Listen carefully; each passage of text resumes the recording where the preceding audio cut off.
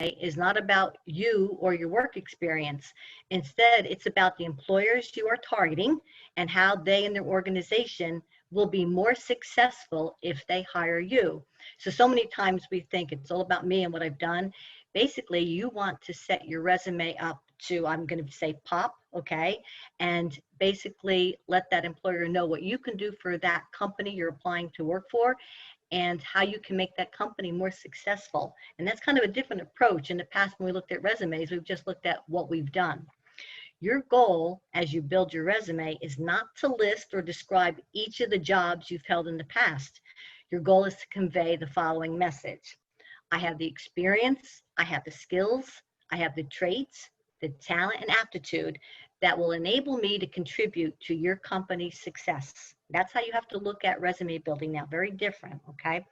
And remember, recruiters can take as little as 30 seconds to conduct an initial review of your resume. So you should avoid cluttering your document with unnecessary information, which might make it harder for the employer to find the most qualifying elements of your background. Now, one thing that I do, and again, I said earlier that I have been a recruiter over the years. Many times I've received 15, 20, 25 resumes for one or two positions. What we need to do at that point is you've got to go through those resumes really quickly. And I've also taught individuals how to interview. I've had a lot of recruiters that have worked with me over the years. And what we do is we look at the job description and then we look at the resume and we look for words in that resume that mirror what's in that job description. And I've actually taught my recruiters to highlight those words, because if you come up with what I call a 50% match, that's a good thing. And then that's a resume that's going to go into the pile that we're going to look at further. So that's why you don't want to have information that's not necessary. You just want to make sure that your resume stands out.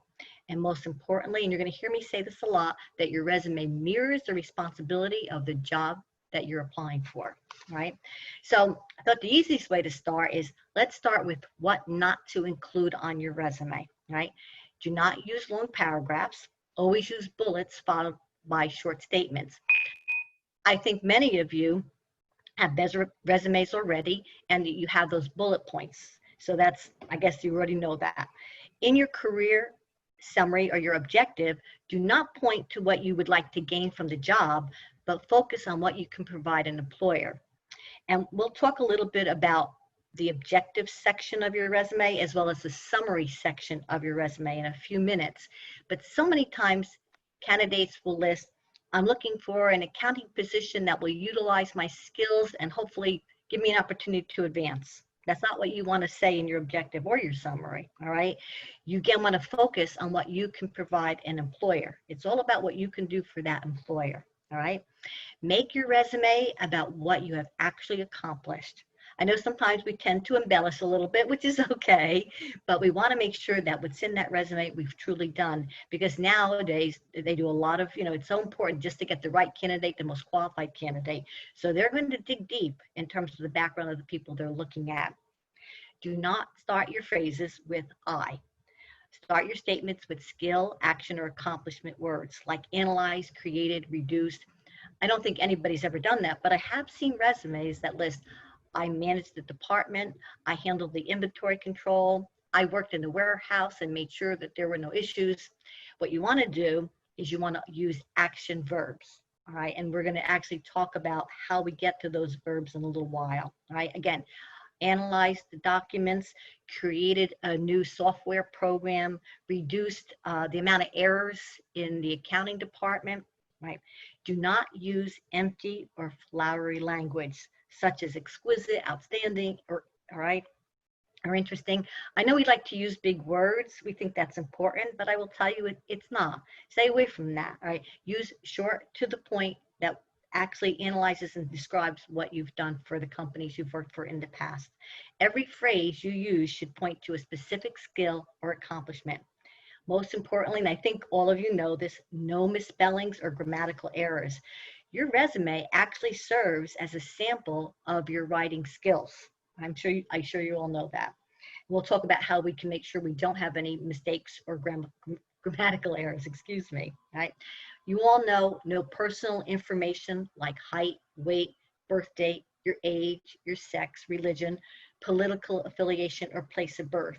Employers should never make employment decisions based on these factors. Very, very important. And again, I think you all know that at some point you are going, if you are hired for the position or you file an application with the company, at some point you're going to be asked to list some of that information, not necessarily your height and weight, but your sex and maybe your place of birth, but you don't put that on a resume. All right.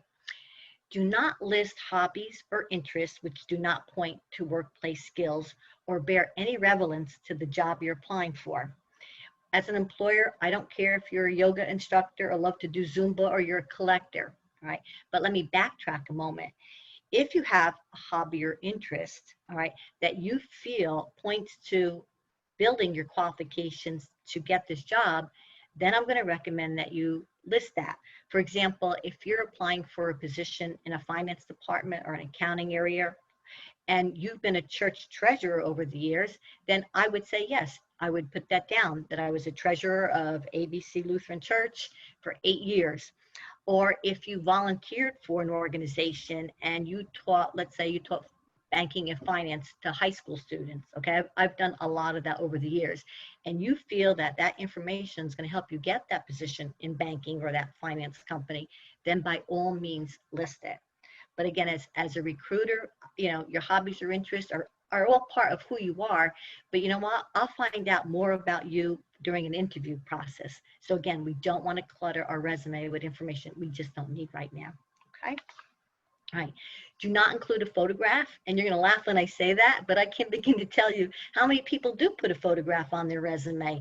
Unless you're applying for a modeling or an acting job, no photographs. All right. I've seen resumes come in and there at the top is a little picture of the person. I know it's quite lovely, but it's not necessary and I don't recommend you do it. Do not include names and contact information of former supervisors. You will furnish your list of references when requested. So again, don't clutter your resume with that information. As a company, if they want to find out your references, they will ask you that. And that's going to be a separate sheet that you'll supply them. And if you're comfortable with listing supervisors as a reference, that's up to you. But you always have to make sure that the people you list as references know they're going to be references. Very, very important. Okay. So those are my list of things that I feel should not be on your resume. So let's start off with how do we build our resume. Important to choose the right format. As you know today, you can go to Word documents, you could just Google resume formats and they all pop up. That's a personal choice. So all of you need to be comfortable with whatever format you feel works for you. There's a couple of them that I'd like to mention. One is the chronological, which is a resume that lists your work experience from most recent to least recent. I think most of us use that format of a resume. This format is best used for people who have a consistent work history and also increasing level jobs of responsibility. So again, I've been in banking, so I have to use that. I don't have to, but that's always been my go-to as far as an example is concerned. If you started as a bank teller at ABC Bank and you worked there from 2001 to 2006, and then your next position would be as a customer service rep from 2007 to 2010. And then most recently, you're at Ocean First Bank, and now you're there from 2010 to 2020 as an assistant branch manager. That's most times is the resume format, chronological, that people like to use. And it's easy for recruiters to read as well. The functional resume is a resume that highlights your skills and abilities. All right. So basically what you would do, it's best used if you've had some large gaps of employment. So what you might want to start off with on your resume, when you list professional experience, you'll list all your bullet points of the things that you've done, you know, managed the department, oversaw inventory, handled all the accounting reports. And then at the bottom is when you list the employers you work for. Okay. Again, I prefer the chronological. I think it works best. I think it's easier for a recruiter to work with as well. And again, my goal is to help you get resumes that pop, okay, that really show the recruiters and the companies you're applying for who and what you are and why you're going to help them make a success. I say this all the time, and Lorraine, me and I were just talking about this. You have to always know that your resume is a living, breathing document. Okay, just like you, it's going to evolve over time, right? And again, you should always have a current resume on hand, whether you're looking for a job or not. And it's going to change as you change and your career changes as well, right? So again, choose the best format, whatever you're comfortable with, as long as it works for you and you feel it can showcase what your background is. Choose a basic font. I know we all like to make our resumes stand out and we use italics and large capital letters and things like that, but it's important that your resume is very easy to read. Remember what I said a few minutes ago? I'm scanning quickly. I'm going through everything. I want to look for words that match that job description, okay? And today, with all the different applicant management systems, most times you're applying online, right? And you're scanning your resume or you're emailing your resume. And I will tell you, at the last company I worked for, we did get into a applicant management system, and sometimes the resumes came in and they were a little blurry or hard to read. So you want to make sure you use the best font possible. Now, if you want to like maybe put your objective or your summary or professional experience in all caps, there's nothing wrong with that. But you don't want to don't go overboard with that. Make it as simple and easy to read, right? Again, you want it to work for you, right? Include all your contact information so an employer can get in touch with you. Now, I have to share a story with you. Last week, I was speaking with a recruiter, and I have always encouraged people to put their name, their address, their phone numbers, and their email address. And this recruiter had shared with me, he said that they're recommending that people not put their address on, all right? At some point, you're going to have to put your address somewhere on an application or even, as you move forward with the hiring process. So when we spoke about it, he said that they're finding that companies and or recruiters are looking at addresses and they're getting concerned, especially with the market we're in right now. And their concern is that if you've applied for a position and you live quite a distance, they're afraid to hire you. They're afraid that you live too far and won't be able to get to work on time. And again, I never thought of that all my years. My objective has always been to hire the most qualified person to fill the position I was looking to fill. So they're recommending now that addresses not be put on the resume. So that's, again, totally up to you. But what's most important is that that company or that recruiter can get a hold of you as quickly as possible. So you want your home phone if you have one, your cell phone, and your email address. All right, and that's your personal choice, all right? So I guess we'll go with no addresses at this time. Now, after you've done that on your resume, you're going to start with what's called an objective. And you're going to need to tailor the objective to match the job you're applying for. Remember what I said earlier, you're not going to say, I'm looking to get an accounting position that will showcase my accounting skills and help me get ahead in this company, all right? The more specific you are, the better chance you have of being considered for the job. So many people just say that they're looking for a position that showcases their skills. In truth, in today's job market, many employers feel that an objective is seen as outdated and that it takes up space near the top. So that's another item that's a personal choice on your part. If you don't feel you want to have an objective, it's not the end of the world if you don't have one. Totally up to you. But if you do have one, please make sure that it mirrors the responsibilities of the job that you're applying for, okay? What is most important now is a career summary. And I know you're going to say, Gail, I'm going to be listing all that information under my work experience, but you want to just sort of capsulize everything you've done as best as you can, all right? It's really designed to give a brief overview of who you are and what you do. Again, you've heard me say this, and I'm going to repeat myself many times. You're going to try to use keywords that were found in the description of the position you read. This will really increase your chances of the resume matching the position. Again, I have my highlighter. I'm looking at a resume. I'm looking at a job description. I'm looking for words that match. Very important. All right. Here's an example of a summary that was in a resume of a person applying for a position as a warehouse associate. Let me share this with you. It said in their career summary, 4 years of safe and successful experience as a warehouse associate, solid math, reading, and writing skills, an excellent attendance track record while working all shifts, excellent hand and eye coordination, manual dexterity and stamina, able to lift 50 pounds, routinely worked at heights of 40 feet. Well, that was part of what was in the job description for the position this person applied for. I don't know if I could lift 50 pounds or be comfortable at 40 feet, but that was their career summary, and ultimately it helped them to get the job. All right. So again, If you want to avoid the objective, you don't have to list it on your resume, but I do believe that summary speaks volumes right off the bat. All right. So now let's start with listing your professional experience. And you're going to actually head that professional experience. I don't recommend listing every position you've ever had. Instead, list the last 2 or 3, depending on how long you worked for the employer. All right. Again, one of the things that's utmostly important about your resume is that it's short and sweet and to the point. Right. I try to have people keep their resume at 1 page. 2 pages are acceptable. I will tell you, anything more than 2 pages is going to be difficult for that recruiter or hiring manager to go through. All right. So what you want to do is you want to list what your position title was. All right, that's what you start off with. I know a lot of times people put the companies, but I want to see what you've done at that company or who and what your position was. You'll list either customer service representative, material handler, cable installer, controller. If you've had a title like manager, supervisor, or assistant vice president, then use that title.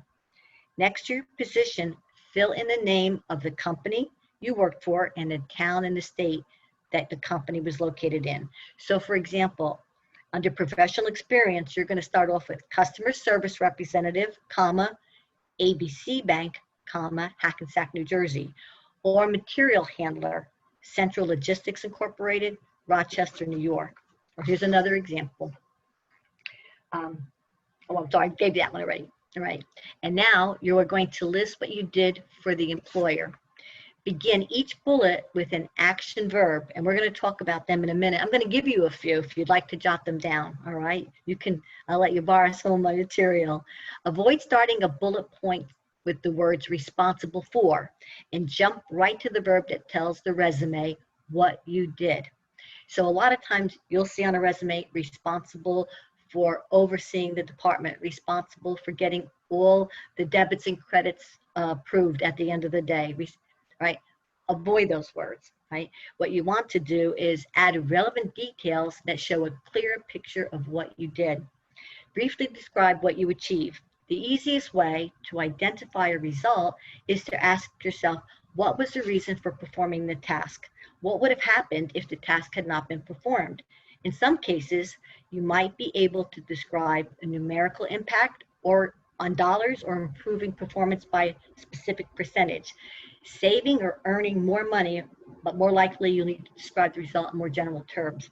Now I will tell you, if you're able to show a company that you were able to save money or you improve performance by a certain percentage, companies love numbers. They really, really do, right? So for example, you could say installed new phone system that impacted us to answer 40% more calls, all right? Numbers build credibility. Numbers stand out to recruiters. Numbers have a high impact, and dollar signs and percentage signs always stand out. Now, maybe your work won't allow for this, but try to give it some thought, all right? I think in many ways, most of us have done something to improve productivity, improve, I'm gonna say, attendance, whatever it might be, all right? Or even save money for the company you worked for, but numbers always stand out. And I will tell you, I know I've been saying short and sweet, but let me give you a couple examples of what I'm talking about that might help you as you build your resume. So let's say on your resume, you listed answered customer phone calls, all right, as one of your bullet points, which is fine, that's what you did. But what if your bullet point read, answered an average of 25 customer calls per day, answered questions, resolved problems, and recommended additional products or services that the customer might find useful, increased customer satisfaction and loyalty. Boy, that says it all, doesn't it? And that would really stand out to a recruiter. Here's another example. If your bullet point states that as an accounting supervisor, you processed invoices, which is what your job was, that's exactly what you did, you might want to consider changing it to process over 30 invoices per day, quickly and accurately, reducing average billing to payment cycle from 6 weeks to 3 weeks. See what I mean when I say numbers stand out? It's important. So try to see if in the context of what you're describing that you did, you're able to use those numbers, right? It is not necessary to fill a page.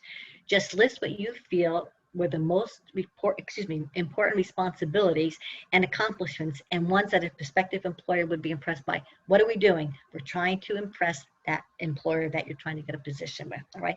So I know a lot of times people feel that they have to list everything they did. Truthfully, if you look back on where you worked or where you're working now, you would fill pages of the things that you did. I'm sure you would. So if you want to start off by writing all that out, that's one thing, but then pick the items that you feel are more paramount, and that again will match the job description of the company you're looking to apply, all right? Before we move on, let's just talk about some action verbs to start your bullet points. You know, sitting down to describe your skill sets, the tasks you performed, the results you delivered, can kind of cause a case of writer's block, right? Think, what did I do when I worked for that company, right? There are so many action verbs that can help you recall past experiences and jumpstart the process of describing them, right? Now, let me just share something with you before, and you're going to say, Gail, you're talking out of both sides of your mouth, all right? But as you build your resume, it's easier if you go back to what I said not to include and say responsible for, all right? So write down responsible for managing department, responsible for controlling the inventory, responsible for. And then after you do that, take off the words responsible for, and now you have your action verbs, okay? It's a very simple process. Just think of everything you really were responsible for, but omit the words responsible for and use those action verbs. Right. So just let me give you a few of them that I do know work, that I do know that are standout verbs that recruiters and hiring managers like to see on a resume. Words like directed, furnished, consulted, involved, resolved, we love that word, developed, guided, evaluated, advised, built, installed, regulated, programmed, anything that you addressed or created, communicated the results of the weekly reports to my top managers, answered phone calls efficiently and effectively, which we talked a little bit about before, presented. These are all really good action verbs to start your bullet points, right? As a matter of fact, I found out that if you actually Google action verbs for a resume, you'll get a whole list of them that are applicable to all different kinds of positions. I thought that was kind of funny. I said, everything's on Google today, isn't it? Here's just a few more words. Coordinated, approved, controlled, assigned, managed. So as you build your resume, go back on a piece of paper and write responsible for coordinating all the efforts of my team, responsible for approving invoices on a weekly basis, responsible for selecting the candidates that were going to go into our management training program, whatever it might be, all right? Lob off the words responsible for, and now you've got your action verbs, okay? All right, good. And again, I guess at the end, Lorraine will give us all opportunities to have a few minutes of question and answers, okay? Last on your resume is your educational section, all right? In the education section of your resume, you're going to list the schools you attended, the degrees you attained, if you have a degree, and your GPA, but only if you're a recent student or a recent graduate, all right? The only time you ever want to use a GPA on a resume is, again, if you're a recent graduate or a student. And the reason for that is because you don't have a lot of work experience normally, and that GPA is going to at least show the employer or the hiring manager, if you've got a high GPA, well, I'm going to think good worker, hard worker, okay? But I don't put a lot of credence on that, because all I know is I've seen women who've put themselves through school and maybe didn't have the highest GPA, but I do know that they were working and going to school at the same time. So the GPA didn't matter to me. What mattered to me is that the fact that they were able to do both. That speaks volumes for people. So don't get hung up about a GPA. Personally, I don't really recommend you put it on your resume unless you think it's going to help you, all right? If you just attended high school, list the school you attended, which is fine. It is not necessary to ever put the date you graduated or the classes you've taken. Some people do that. It is not necessary. If you received your GED, please list that, all right? Some people feel uncomfortable about that, but no, that's not true. Employers think very highly of anyone who went back to school to get their diploma, all right? Very, very highly. If you're attending college now, list the school you are attending and what your degree will be in, if you know, all right? So basically, for your, I'm just going to say you went to Ocean County College, associate's degree in marketing, all right? You don't have to list your high school. only your college, unless high school is your last form of education. All right. If you're attending school now, that would come first along with your high school. You don't have to list any of the courses you've taken, and the dates are not necessary. You could say that you're expecting to receive your degree in, I'm going to say, June of 2021. That would be fine, all right? But the education piece is short and sweet, and if a recruiter or hiring manager wants to, they can, through the reference checking, they can delve deeper into that background as well. You're also going to list any special awards or honors you've earned. Please include that. Very, very important. You know, I worked for a bank that used to give out Employee of the Month awards. We've all seen those, right? We've gone into companies and seen pictures of people on the wall. They were the Employee of the Month or Employee of the Year. In our company, employees would be nominated for going above and beyond, either with a customer or with a fellow employee. And at the end of the month, we had a committee that would go through all the nominations, and then they would select the person who they felt should be the Employee of the Month. It's a big deal. And if you've received any of those types of awards, please feel free to include that. Believe me, employers like to see that. You're also going to include professional development courses and certifications, right? So for example, again, I come from a banking background, and we had a banking school known as Center for Financial Training or American Institute of Banking. And many of the associates that worked with me, and myself included, we took many courses and received certifications. That again speaks volumes to employers and recruiting managers. So if you have certifications, or even if you've attended those types of schools, any of those types of schools, it's all part of who you are and your background to get you to where you are. Include that as well, right? Again, provided you feel that it's compatible for the position you're applying for. If it is, by all means, include it, all right? I also feel that if you have space on your resume, you can consider listing volunteer activities, which is what we talked about before.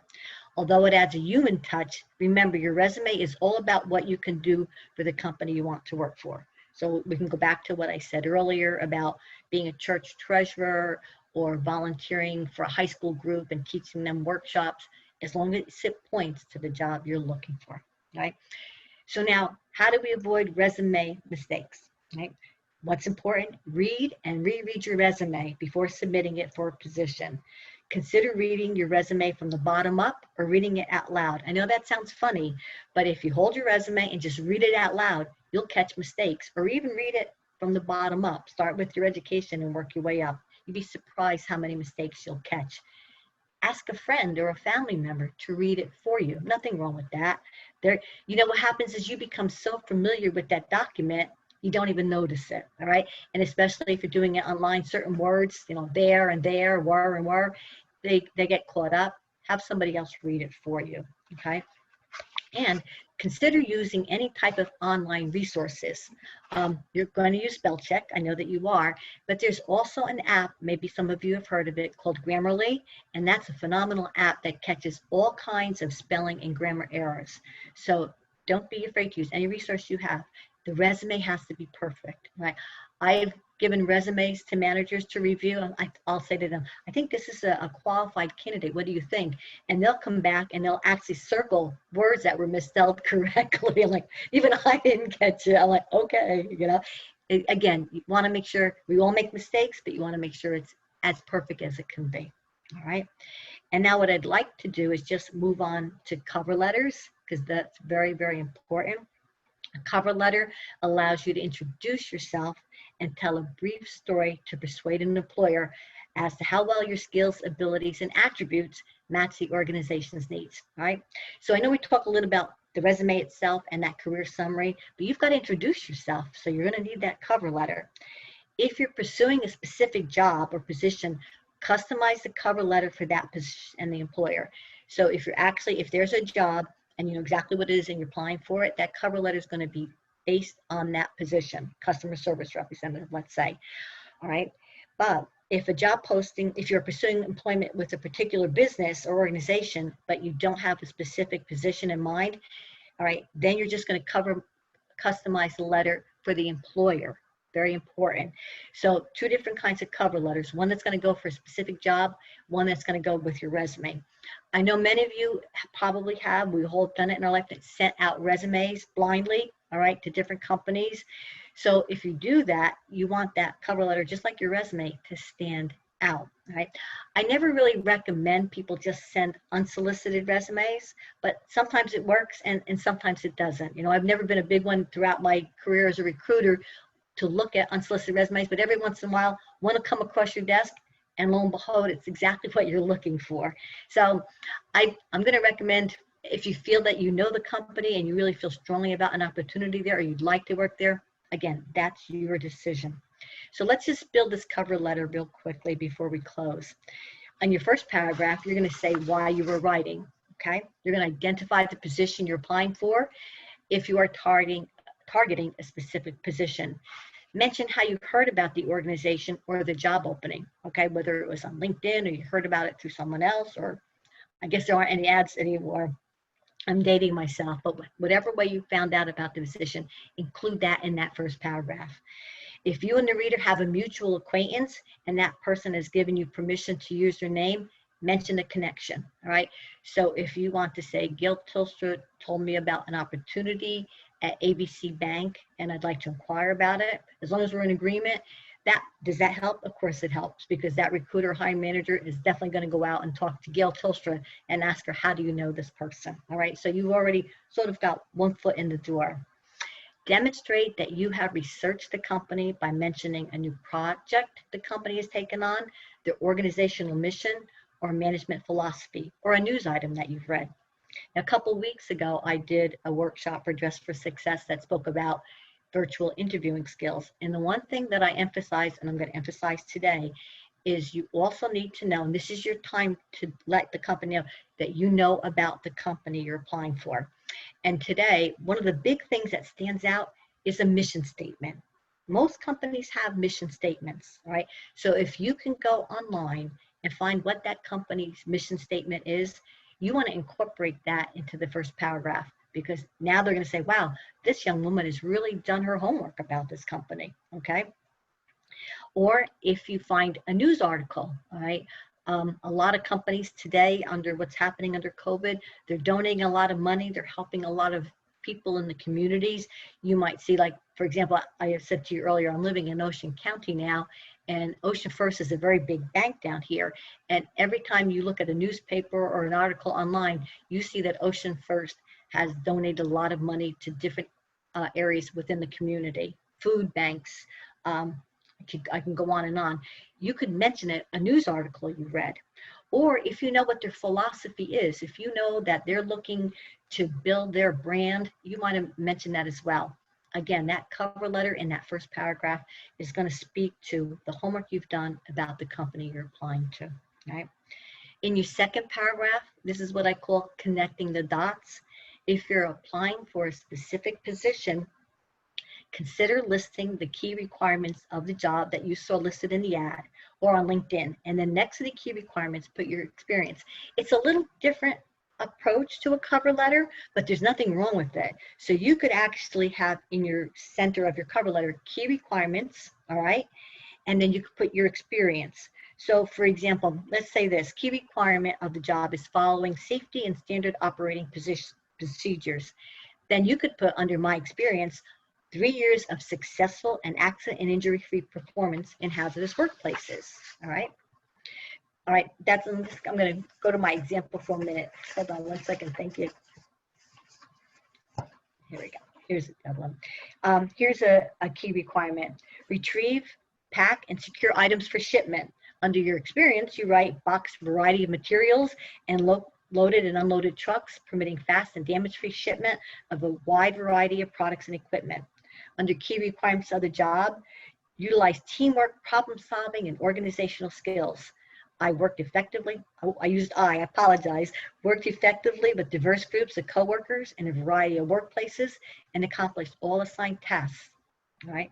So that's a different way to approach it, but it's a good way to approach it. So on one side, you have your key requirements, meaning the company's key requirements.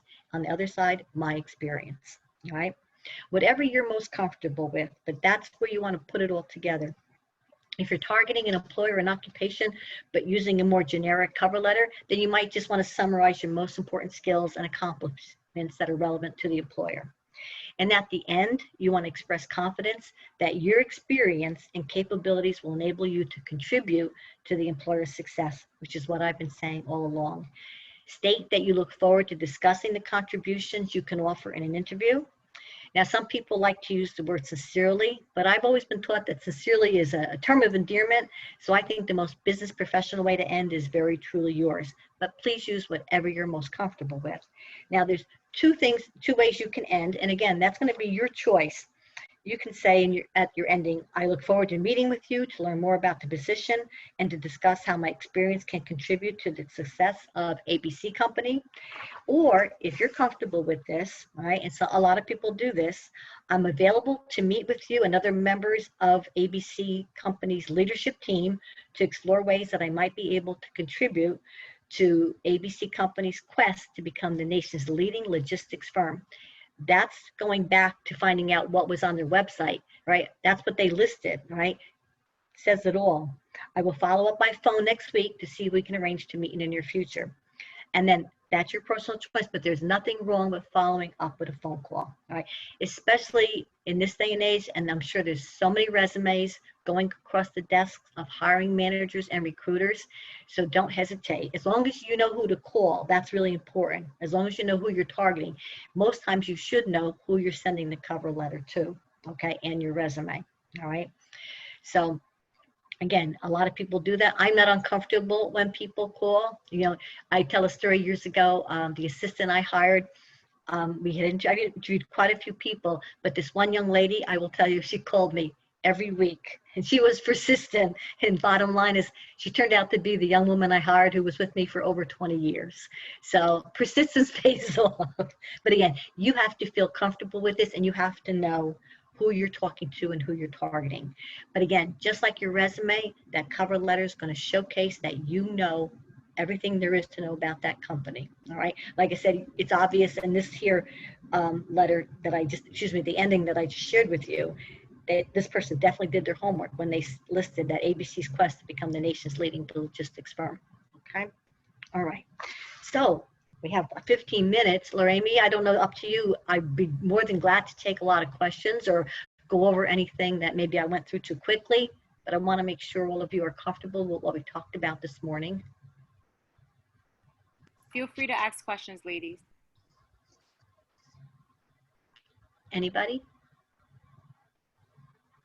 Oh, hi. Good morning. This is Vera. Hi. I have two questions. So I'll start first and then see if someone has another one. My first one is, a lot of times I'm submitting my resume to a job, request, Right. a job advertisement.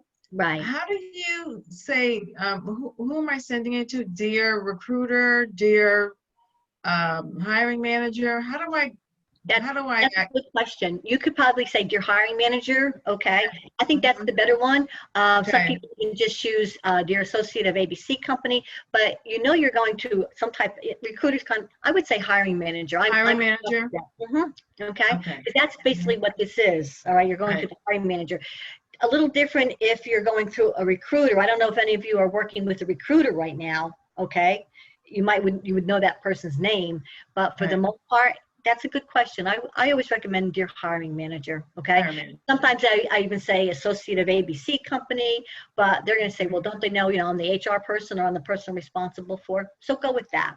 That's fine. Hiring manager. Okay. And your other question. Okay. So I know this is kind of, I don't want to come off as being shortchanging the process, but I do try to submit a lot of resumes. Okay. And I do tailor some of the cover letters, but I'm also weighing the fact that I don't have enough time to tailor that many cover letters.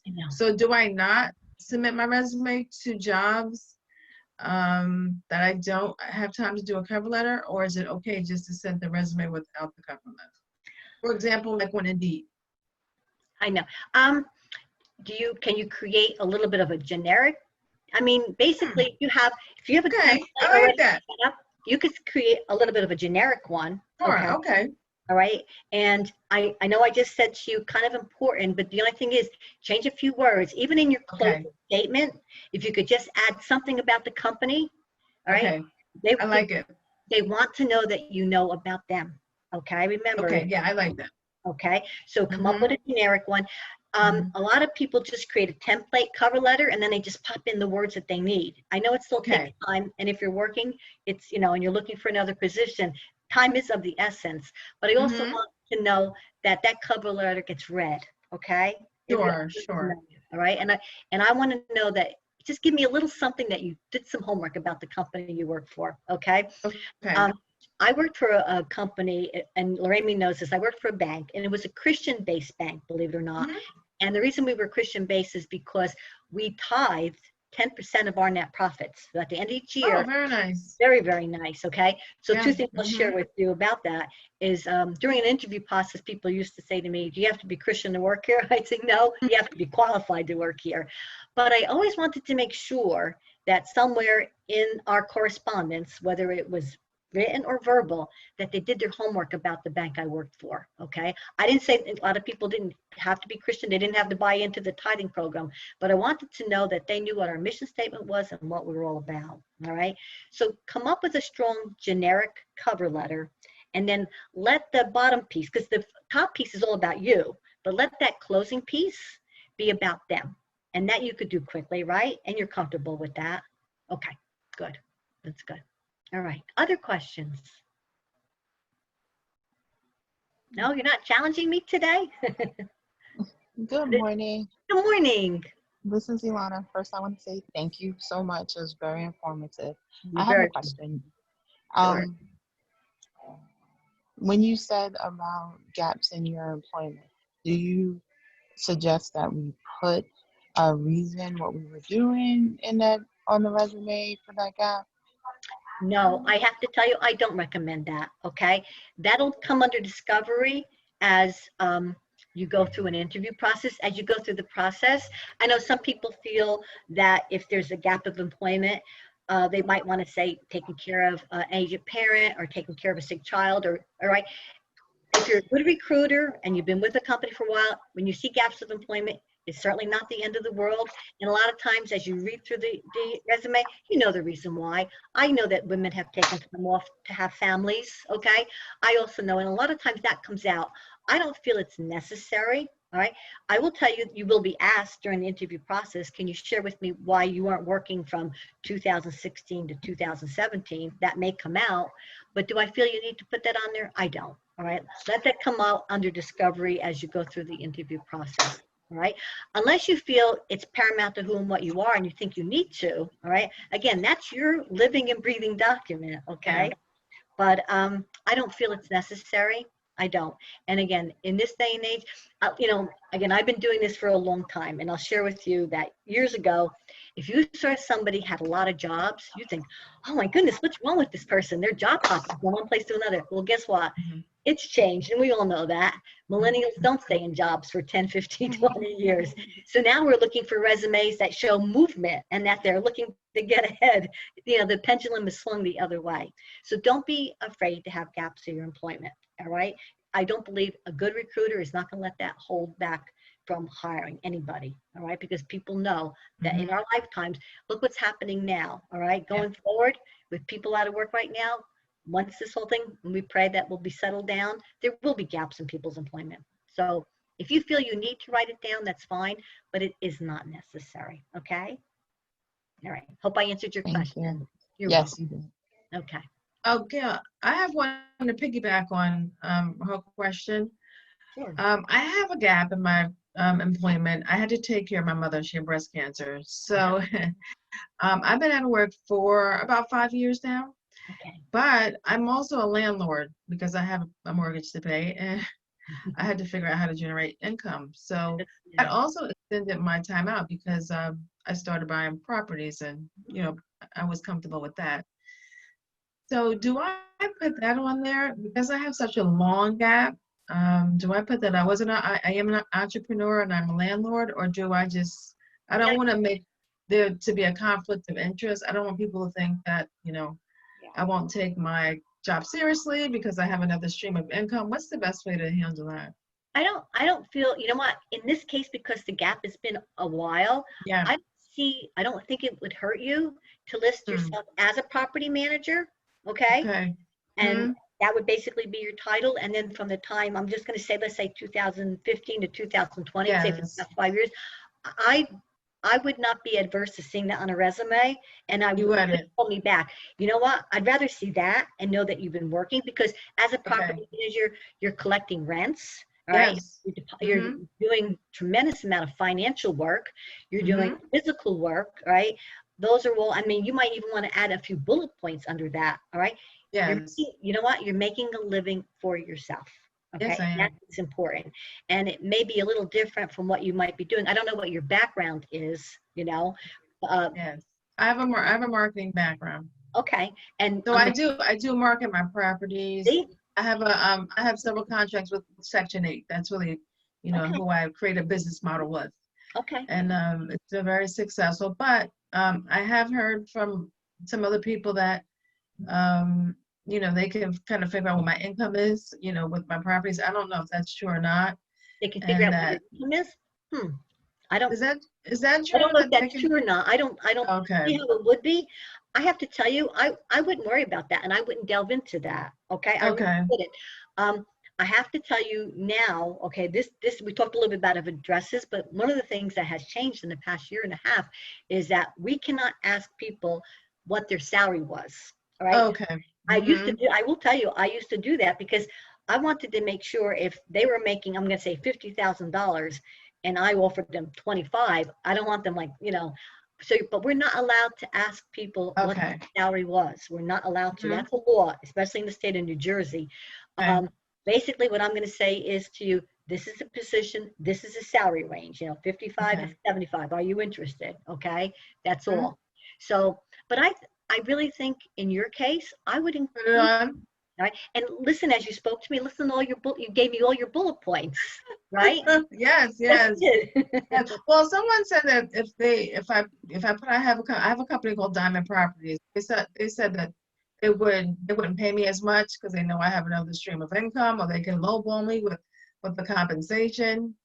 No, I no. don't know. No. Now, I will tell you, there could be Mhm. issues depending on where you're working of a conflict of interest. All right. Because I will say for all the years that I have worked and all the Mhm. people that I've hired, I've always been, my background has always been human resources. One of the things that I've always liked people to tell me is full disclosure. Do you have other employment? And I have to verify Mhm. that that other employment would not be a conflict of interest for the Sure. company they're working for. Okay. Right. For example, I have a number of people who want to supplement their income and banking, and they wanted to work in real estate.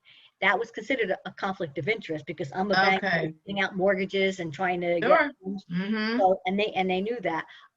We can never, no employer can ever stop anybody from earning a living, okay? And they can't stop them from having additional income, all right? You know what your personal life is, you know your personal finances. As long as it's not a conflict of interest, all right? Okay. All right, but Mhm. I think if you're asking my opinion, I would include that. I You would. would include it. Okay. Okay. All right. Anybody else? You guys have been great this morning. I'm here. We have more time. Is there anything? I want to give all of you my email address if you would like it, and if you'd like to Okay. send me your resumes or ask me any questions after today. Oh, yes. Do you happen to have a cover letter that you can maybe send us as a sample that you think is I'd be glad um to. Yes, I'd be glad. okay. All right. I'm going to give you my email address and just send me an email asking for that cover letter, and I'll bounce it back. Okay. Get a couple. I'm of them. ready. It's G Tilstra. It's GTILSTRA at optonline.net. So it's my first initial, all lowercase, G Tilstra at optonline.net. So if you'd like anything, and remember what I said too about Googling those action verbs, okay? Yes, yeah, I have that. It's so funny. It really is. But if you'd like me to take a look at your resume, I'd be more than glad to. Oh, Okay. okay, great. And I'll send a sample of your a cover letter for you. Okay, I've got a couple. Okay. Anything else? Guys have been great. This has been such a privilege for me to do this for all of you. So No, and Thank you. I wish you all well. Good luck. Yeah, All and right. I was, Thank you. can you guys hear me or no? You can hear me. Yes, right? we can. Lorraine, is there Okay. anything else you need from me? No. I was just gonna let them know that you're hosting. When is it? Hold on. I think it's the 13th. Right. about virtual interviewing in case Yes. you guys are interested on how to prepare for your virtual interview. Yeah. That's Oh. happening on the 13th of October, also at 10 a.m. Mhm. And then, really quickly, on October 20th, these are all going to be on the newsletter that I'm sending out. But on October 20th, I'm going to be teaching on Canva. I don't know if you guys know about Canva and what it's all about. But basically, Canva is like this website that you use where we create like all the content that we use for our social media, and it's like a great thing to use, and it's free, and I'm really good at it. So I figured, why not teach what I know? Good. So that's going to happen the Tuesday after at 2 o'clock. Okay. So I'll teach you how to make like your like whatever you want. Like I don't know how to write the resume, but I know how to make it look good and stuff like that using Canva, or how to put together, maybe for you, Vera, like how to do your marketing and things like that. Okay. Yeah, great. Okay. And Yeah, it'll be on the I- newsletter. I have Gail, one quick would you, question. oh, Go ahead. Sorry. Good. I'm good. Go ahead. I have one quick question. When she said about the salary requirements for New Jersey, because I noticed that when companies still have that on there, they ask what your previous salary is. What do we put as it? And I just put New Jersey, or do I answer it? Because it And doesn't then let you when they go ask past you for it. salary, a lot of applications still ask that. All right. Again, they're not supposed to, from what I have been told this past year, they're not supposed to include that. A lot of times I can say, to be discussed. All right. okay. Basically, what we can say is